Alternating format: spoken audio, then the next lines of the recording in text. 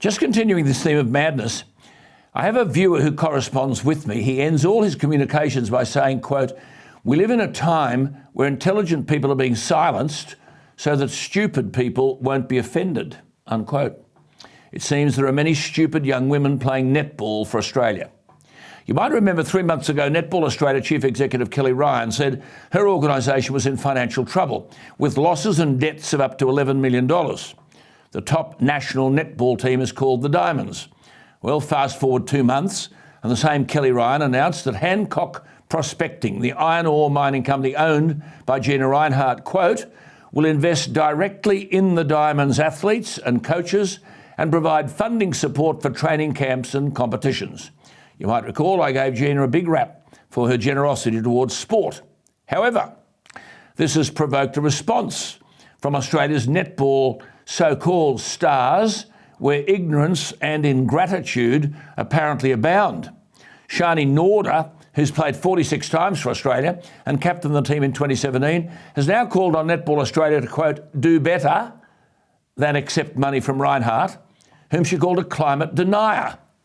Norder said, quote, "I did a Zoom call with the players just to educate them on doing right by the sport, but also doing right by yourself and honouring your own values," unquote. Educate the players? She went on, "I just wanted to have a conversation." God, don't you hate that word? Everyone's having conversations. Jim Chalmers says we're going to have a conversation on tax. Anyway, this former captain wanted to have a conversation, presumably to ask, quote, "is that money worth your reputation and what you stand for as a person?" unquote. Bianca Chatfield is a former president of the Netball Players Association. She said there was previously, quote, "a lot of collaboration between the team and Netball Australia regarding commercial matters," unquote. It seems that the collaboration was unsuccessful if you're about $11 million down the tube. But undeterred, Bianca Chatfield said, "in our sport, it's always been about these conversations and making sure the players are aware," unquote. Well, up until now, fairly unproductive conversations, I would have thought. And aware of what?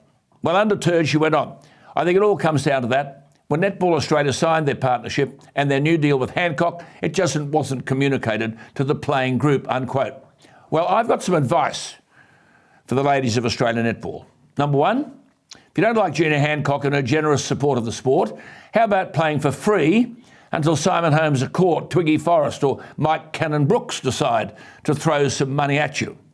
By the way, good luck with that. Cannon-Brookes is worth billions, but doesn't pay a cent of company tax in Australia.